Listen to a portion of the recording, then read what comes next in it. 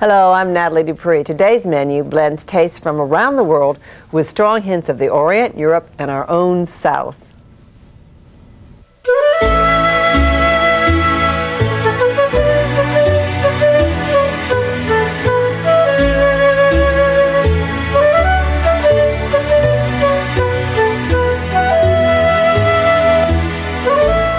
This recipe for dark bread is just terrific. The first thing that you want to do is to dissolve 2 packages of yeast in 1/4 of a cup of warm water, that's 105 to 115 degrees, with 1/4 cup of molasses. And you can see that this yeast just loves this molasses. It's right here. This is the way it looks when it is proofed. Not only is that dissolved, which is really all you have to do, it has proved that it's alive. And that's particularly important only when you think maybe the date on the yeast package is old or something like that, and you want to just be sure that it's alive. Then you proof it and you let it grow like that. Much more than that, and it won't have any more molasses to eat, and it might even collapse. So don't let it get that big under normal circumstances. Now, I had a teaspoon of salt already in my food processor. You can do this all by hand in a bowl, or I like the KitchenAid mixer just fine with it. It's just hard for you all to see in the mixer, but go ahead and use whichever one is easiest for you. Then I have a cup of rye flour. I have a cup of, that's light rye, and I have a cup of wheat and barley cereal. And here I am, brand names again, but such as great enough. In fact, I have my friend Shirley Corrier just goes around and takes whatever cereals are in the house that are left over, you know, all the tail end of the packages, because none of her children will ever eat the same thing, and she just combines all of them and throws them into her bread, and it works just fine. And 2 teaspoons of unsweetened cocoa powder. And now you have to have some gluten to have a decent yeast dough as far as I'm concerned. Rye flour has less of the proteins that make gluten. It makes a very heavy bread, especially if used alone. Here I use bread flour to increase the gluten content. So you add a cup of bread flour and mix in the remaining flour, 1/2 cup at the time, just as you need it to make a soft but sticky dough. It'll be slightly sticky because of that molasses. There's no way you're ever going to get this dough so that it isn't sticky because of all that molasses. And then you just, it takes about a minute, maybe a little bit longer, and if you're using your KitchenAid or your, or doing it by hand, it'll take you even longer. I'm going to go ahead and, I don't know why this is not starting. I'm going to go ahead and just show this to you when it's already finished. I probably don't have that bowl on right, but there's no sense in fooling with it. You see how it goes. Takes about a minute. And I'm going to move this off here. And here's one that has already been kneaded. And you can see that this dough is never going to be absolutely wonderful in terms of the same kind of a feel that you had before. It's not going to be soft like a baby's bottom. It's got a little give to it. Now you put it into an oiled plastic bag, and you let it double. And when it's doubled, if you put 2 fingers in it, it won't come back. You can see it has a lighter, airier, foamy look than this other dough does, but it's pretty hard to tell that it's doubled because it's still a pretty solid feeling dough. And it takes longer than a normal dough does, and to smooth that out. It takes about an hour, hour and a half to double. And then you knock it down, and as I just did, and shape it into a bread and put it on a greased baking sheet. It doubles the first time an hour and a half, and it takes almost as long the second time. I don't think I was real clear. Then you mix some molasses, about 1/2 tablespoon of molasses and a tablespoon of hot water for the glaze, and brush on the risen dough. So here's this, and get your brush broken down a little bit. And if you want a real pretty design on it, you can go ahead and make some cross hatches on your bread. Bake it at 375 degrees, about 45 to 50, 60 minutes, and cool it on a rack. And I'm just going to pull that out for you. That thermometer was just to be sure that you check the temperature of your yeast, because if it was above 115 degrees, it wouldn't, it would kill the yeast, and under 105 it wouldn't rise. And you really do want a right temperature. And here's your very pretty bread. Cool it on a rack, and there you are. Now let me show you this lovely pork roast. This is Rick Land's spicy pork roast. Rick works for me, and you know I like naming my recipes after the people that give me their recipes. I always feel guilty when I don't. I don't know, it's just the way I brought up. You have to acknowledge somebody's recipe. First thing I want to do is chop my ginger. And so here's ginger. Just cut off enough to chop. I don't peel mine, as I'm sure you've heard me say. You cut down into it and cut across, and then just walk your knife till you get it nice and small. Small pieces fall to the bottom, and move off the top. This is horseradish, fresh horseradish. You just grate it. I'm afraid it's going to make me sneeze, so I'm not going to do too much of it. It did earlier this morning. That's all I need to do is to have you hear a big sneeze. And then you crush your garlic, give it a big swack. Get rid of your aggressions early in the morning, because this can all be done ahead of time. In fact, if you're working, you can do it 1, 2, or 3. Well, no, even if you're not working, you can do it 2 or 3 days. If you're at home and not working, you're still working as far as I'm concerned, even if you don't go out every day. So here's your garlic, and just chop that as finely as you can. Now you mix 2 cups of honey, 4 tablespoons of Dijon mustard, 4 tablespoons of prepared horseradish. But of course, we do have that lovely horseradish root, but you can use the prepared kind that you get at the grocery store. And 4 tablespoons of dried rosemary, which should be crushed so it doesn't, the large pieces don't stick in someone's throat. But I have fresh here, and I'll show you that in a second. 10 crushed garlic cloves, how bad can this be?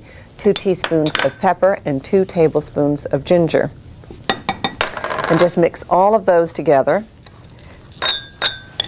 Now this is my rosemary here, and in order to use this fresh rather than the dried, I just pulled it off and chopped it.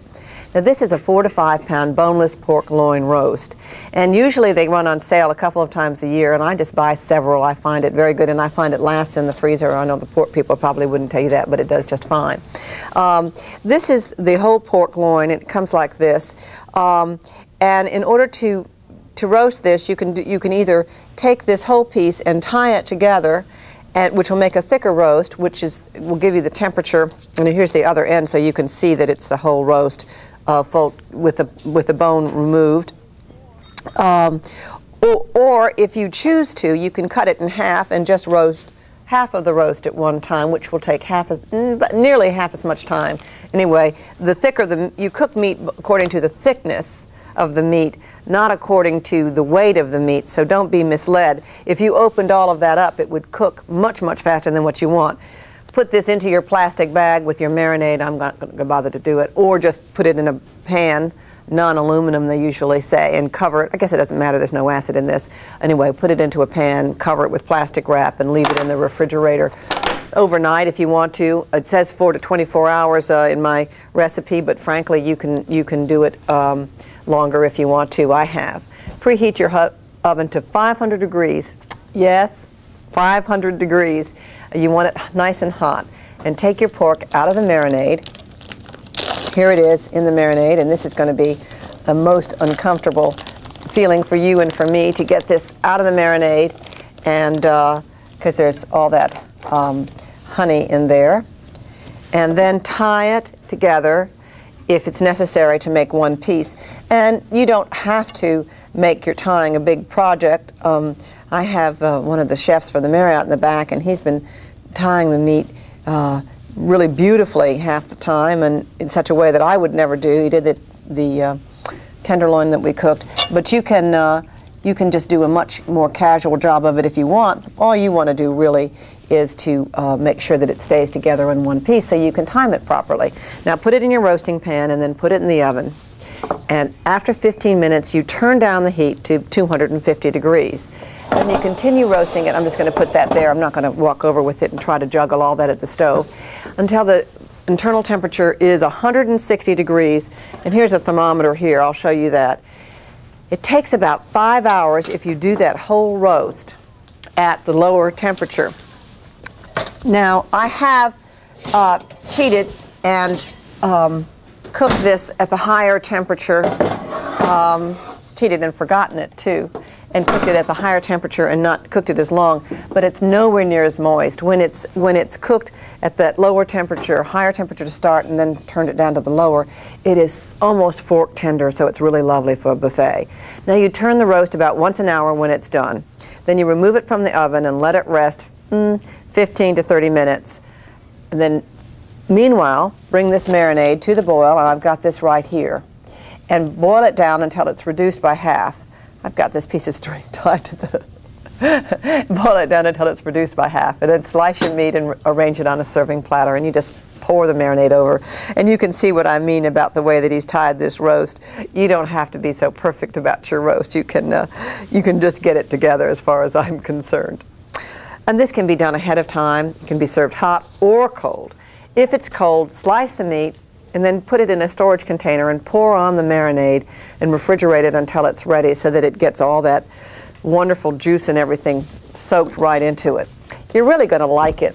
Rick works for me, comes in about once a week. I met him in Paris when we both were at La Varenne. He was there for a long course and I was there for a short course.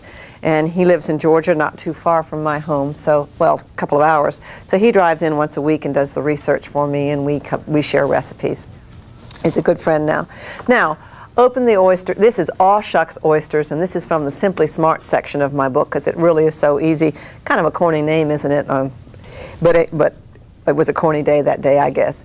Open your oysters or use the pre-shucked ones. If you're going to open your oysters, get yourself a nice mitt and a good knife, and start here at the mussel and put your knife in. Put 2 pints of oysters and their juice into a pan and just bring them to a boil. You reduce the heat and you simmer them just till the edges begin to curl. Don't overcook. In fact, these are just slightly overcooked here. And then you drain them and you put them in a bowl. And I'm going to move them over here and then show you them in a second because I want to show you how to make the marinade. Chop some parsley and some thyme. Here's the parsley, and here's thyme. You just have to take that thyme off of these little dried stems. And if you don't have fresh thyme, which is really terrific, you can freshen up dried thyme, although it's not my preference, by using fresh parsley. Anytime you want to freshen up a dried herb, if you chop it with fresh parsley, the fresh parsley juices kind of just add to it and freshen up the dried herb. Chop it, small pieces fall to the bottom, and then earlier you've chopped some garlic, so you've got that here, and you whisk together a half a cup of lemon juice and a fourth a cup of oil. When you chopped your garlic earlier, chop it all at one time, of course, so you're not doing it in pieces. And then you whisk in 5 chopped garlic cloves and a fourth a cup of chopped thyme and a fourth a cup of chopped parsley, and salt and pepper to taste, and my gadget here, which I truly do enjoy. It's got a little light on the bottom. Salt. Cover it with plastic wrap, and it's all dumped in here together. And let me just show it to you. And you refrigerate it overnight or up to 2 days. And then when you're ready for it, you put it on lettuce leaves if you'd like, or sometimes I just serve it with picks as a sort of a snack or a starter. And there you are. It's really pretty, isn't it? Use a slotted spoon. If you want the oysters hot rather than cold, marinate the oysters raw and then run them under the broiler just before serving with the marinade on them so that you get it there. And there you are. And now here's something I think you'd like to learn about. Everyone says their local oyster is the best, but without taking sides, we went to the coast of South Carolina. This honeycomb is actually a cluster of oysters. Here the oyster season lasts from September through April. That's when the oysters have the best flavor. Each day as the tide goes out, these beds are exposed to the quick tongs of the oystermen. This claw-like tool is a smaller version of large rake-sized tongs. Those are used to pick oysters in deeper waters where the beds are submerged all the time. Before the tide rolls back in, this oysterman will already be on his way back to the seafood packing house. Here some of the oysters will be bagged and sold in the shell. Others will surrender to the skilled hammers of the oyster shuckers. If you buy oysters in the shell, make sure they're fresh. Live oysters will either be tightly closed or close up as soon as they're handled. Kept wet and refrigerated, shell oysters will last 3 days. You may be using oysters in a recipe. If you are, take advantage of the speed of these oyster shuckers. They're wizards at freeing the succulent bivalves from their cement-like fortresses. They pop the oysters out into stainless steel bowls. Carefully rinse them to remove any bits of shell or sand. Then pack them in pints or gallons. Carefully refrigerated, they'll last at least a week. When you buy oysters, look them over. The shellfish should be plump, have a natural creamy color, and clear liquid. Oysters are sold by size. Of the 2 most common sizes, Selects are the largest and standards are smaller. And while oyster shucking hasn't changed much down through the years, health standards have. Today, state and federal agencies enforce strict health and safety regulations in the seafood packing houses. They'll also test the waters where oysters grow to make sure they're clean and safe. Buy your oysters from a reputable seafood dealer, and if you're buying shucked oysters, choose tightly sealed containers and look for the date the oysters were packed.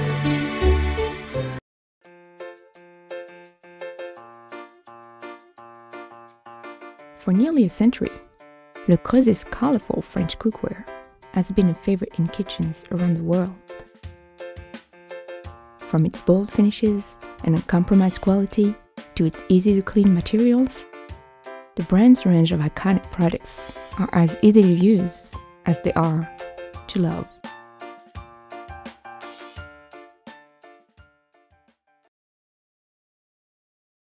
This treacle and blueberry tart's a very pretty variation of a treacle tart that I learned in England.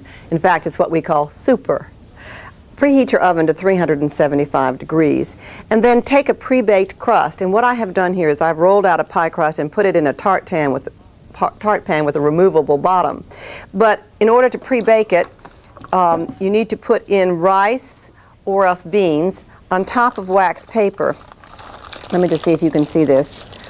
So you put your dough inside of your pan and put in a piece of wax paper, not so much that it'll burn, and then you put in rice or beans, which you reuse, and that weights it down. And so that's what you have there. And put it in your oven, pre-bake it, and then pull it out. Now the pre-baking for right now is for the filling.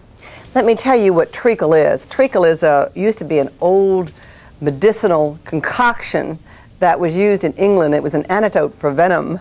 And then somehow or other it changed to be this wonderful, luscious, golden syrupy kind of a thing.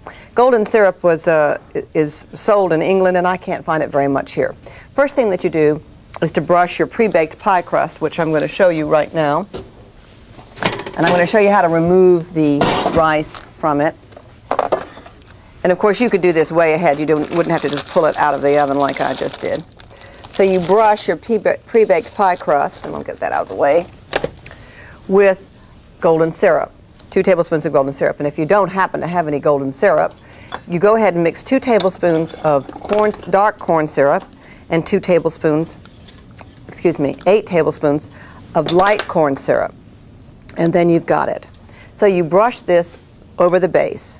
If you're using frozen berries, and you can unless you live in a world where your berries come at all times of the year, and you leave your, you can leave your pie crust in your form, or you can remove it, whichever you would prefer. I think I'll just show you how easily this removes. It depends on whether or not you think that you've made a mistake and that there's a hole in your crust if you decide to pre-bake it. Okay, if you're using frozen berries, you have to drain them very well, because what you don't want is for anything to roll out. And then you pour your berries into your pie crust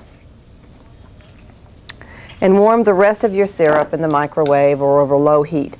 And meanwhile, you zest a lemon. I've got it under here. Let me just say I know exactly where that lemon is. Walked away.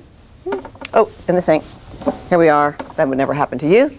Now cut the zest from the lemon, and this is what we call the zest, or the rind. It just seems to be so confusing to people. I'm doing it a lot here because I get a lot of letters saying, what's the difference between zest and rind? And whatever you call it, you don't want the white. And you finally chop it, or just use this little gadget. Now, you add 1/4 cup of butter to the syrup, which is right here. Oh, I've got it warmed here for me. And that's moving a lot easier. It's been sitting out for a few minutes. But you add your 1/4 cup of butter to the syrup. Whisk that in, and then you stir it to melt it. Then you add 4 tablespoons of cream, and I use heavy cream, and 2 teaspoons of the lemon rind. And then you lightly beat 3 eggs. I always crack my 3rd egg into a separate container and pour it in, and you whisk them in. You don't want them to, you don't want to get a lot of volume in them. You just want to lightly mix them and make sure that they aren't separated. And you do all this, and then you pour the whole mixture into the crust. And yours would be just a little warmer, not enough to cook the eggs, obviously, until they got into the tart. And then you just pour this all around here, and here I'm going to put it on top of this. And you can see that I could have drained my blueberries even a little bit more, but you will be perfect, just as I always hope for you to be. And pour in your syrup. Pour it someplace that's level, and get your blueberries spread out before you add your syrup. Here, this is just a little catty-wampered on this bowl. Maybe the floor is crooked, what do I know? And then you bake it at 375 degrees. Go ahead and get that syrup all the way around in your preheated oven. Isn't it luscious? It's just delicious until it's set and light brown. It takes about 20 to 25 minutes. And I've got some right here in the top oven for you. It's still warm. And you need to, if you go ahead and decide to pre-bake it in the crust, in the form, which is a little safer, because then it won't gush out in case you did have a hole in your crust. See, that's the danger. But if you decide to do that, then you have to take it out of here when it's still warm and put it over your bowl, and see the bottom just slips off because the syrup might set. So it should be just a little lighter brown than this. This is just a little dark. And then you serve it warm or at room temperature, and it freezes, and it's really lovely. Now, the speeded up ratatouille, and I'm really going to speed this up. Cut 2 eggplants into cubes over here and sprinkle them with salt and put them in a colander. That's to get rid of the bitter juices. And I just wanted you to see what that looks like. And then you rinse it real well. You don't need that salt for anything, and you drain it. And then you add it to 2 or 3 tablespoons of hot oil, whatever covers the bottom of your pan, and toss them till they're good and brown. And then cut 2 red or green bell peppers. If the reds are too pricey, you don't have to use them, into 1-inch chunks. And slice 3 zucchini. Now, this is not a rigid recipe. You can vary this any that you'd like. You can use yellow squash if you'd like, and if you use more or less. We had zucchini of all different sizes here. And then you cut 2 tomatoes in wedges, and you can even make bigger wedges than this if you don't want to have them as small as these wedges. It's fine. Gives you a little more contrast. Particularly if you didn't have a red pepper, you might want to leave your tomatoes larger. And then clean. The way that you clean mushrooms is just to brush them with a pastry brush like this, or you can rinse them very quickly with one of those sprayer gadgets that's on the sink, and then you slice them, and I've got them here, about 1/2 cup. And when your eggplant is soft and brown, which this was, you add 2 garlic cloves. You should have added this first probably. Your 2 chopped garlic cloves and a tablespoon of ginger, finely chopped. And if you're having this all over your menu, you can, as we are, you can choose to leave it out of one of your dishes, but it's really nice in here. And go ahead, and it goes very well with the pork. And I don't think you can ever have enough ginger and garlic. It is a way, by the way, of reducing the fat in your diet to add these very strong flavorings, and that's something that I've been doing. You cook it over high heat for a couple of minutes, and then add 2 teaspoons of Tabasco, and 2 tablespoons of soy sauce, and 2 tablespoons of red wine vinegar, and a couple of teaspoons of sugar, and 1/2 cup of chicken stock. That sugar just adds a little flavor if you want to. Add it you can, and your salt and pepper if you'd like. You bring it quickly to a boil, and you boil it just until the liquid is absorbed, but not so much that it gets soft. And here is the done dish, and you just turn it into a serving bowl, and it's just delicious. I like to serve it in a rough-looking country one, but it also goes very elegantly on an elegant platter, so you can choose whichever way you want to do it. It's a variation of ratatouille, of the French one, and that's what we're doing so much of these days, combining some old classic with some oriental ingredients and do it in a stir-fry in a faster way that doesn't require as much oil or as much fat. So now on to our panned browned potatoes. Got my butter heating in the skillet, and I've got 6 potatoes and 6 onions cut into quarters. And if I have time at the end, I'm going to show you how to do all of this, but I think you can see the size that you really want. What you really want is nice wedges, and when I say quarters, I really mean lengthwise quarters.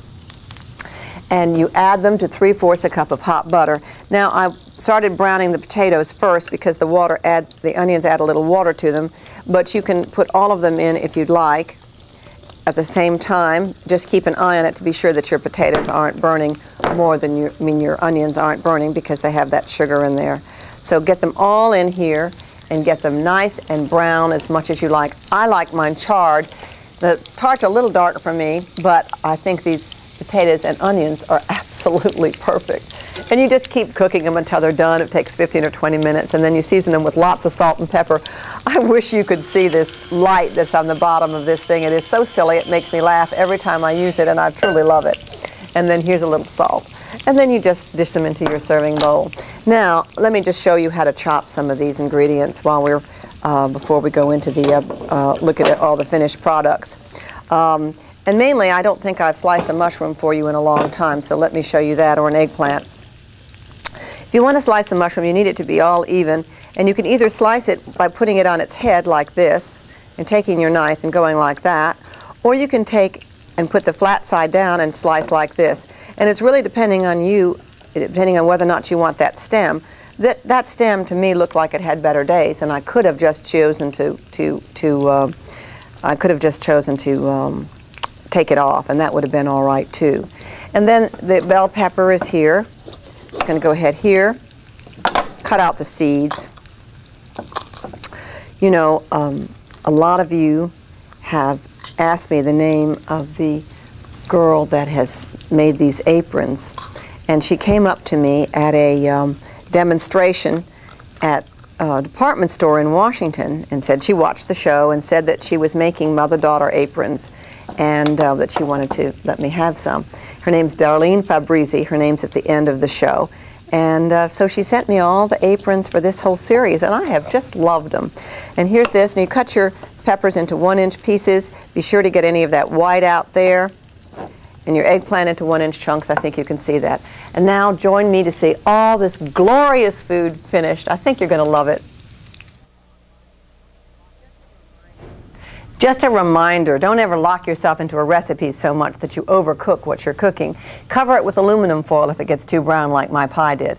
Today's menu started with aw shucks oysters. Then we have Rick Land's spicy pork roast with pan-browned potatoes with onions, an oriental ratatouille, and dark bread, and treacle and blueberry tart for dessert. This kind of blending of influences is becoming more and more common as people become more familiar with other cultures, and it's just all terrific.